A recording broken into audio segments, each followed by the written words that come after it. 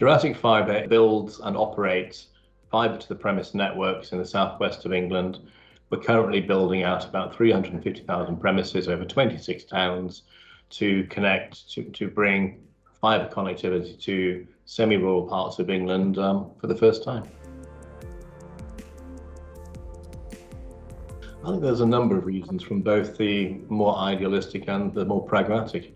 I think the idealistic reason is very clear to all of us. You know, we are consuming more of the world's resources than actually is sustainable. And you know, for ourselves and our children, I don't think we have much. We have to start doing something about it. In terms of the pragmatic, you know, the corollary of us having to do something about it is, if you're making a buying decision, then, or an employment decision, then you want to work increasingly for, or to buy from, people who share the same values. I think people are reasonably altruistic at this level.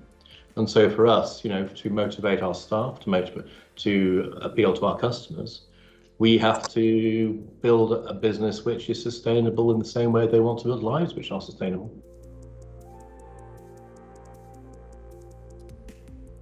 I think they were basically helped us start the journey. You know, this is, we all know that a net zero journey doesn't happen overnight and without hard work, but you have to recognize the illness in order to find the cure. And so for us, they came in, we discussed it, they helped us baseline where we are. Now we have the hard work of trying to execute, to implement, you know, the values we have, you know, and live up to them.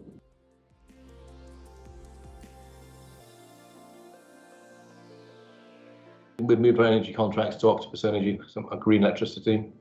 That's the main one so far. The areas we have, if you look at us as a business, our main footprint comes from our facilities and our fleet.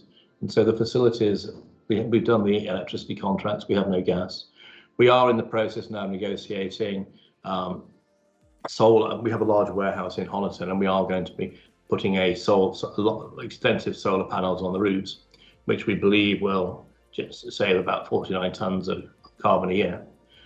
So that's the facilities. In terms of the fleet, then that's more, I think, at this stage, work in progress.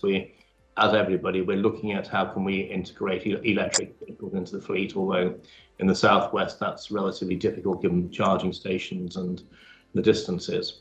In terms of fuel, we're looking at options on fuel.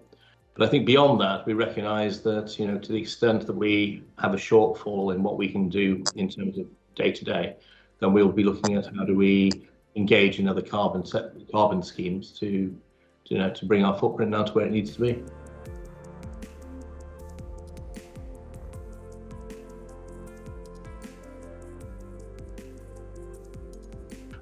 I think two things.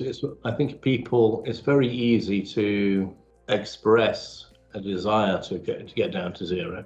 I think a lot of people, that actually measuring yourself on the journey, I think is one of the only ways that actually ensures you keep focused on continually reducing your footprint. You know, it's without that benchmarking, without that constant reminder, I think it's easy to forget about it. I mean, we're all very busy.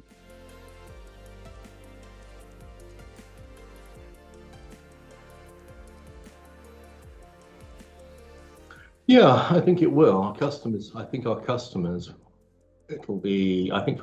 increasingly, if you have two suppliers who have the same product and one of them is committed to net zero, I think people are concerned about what we're doing, you know, about the use of resources in the planet and the global warming. And I think having suppliers who share their concerns and their views resonates. We buy products.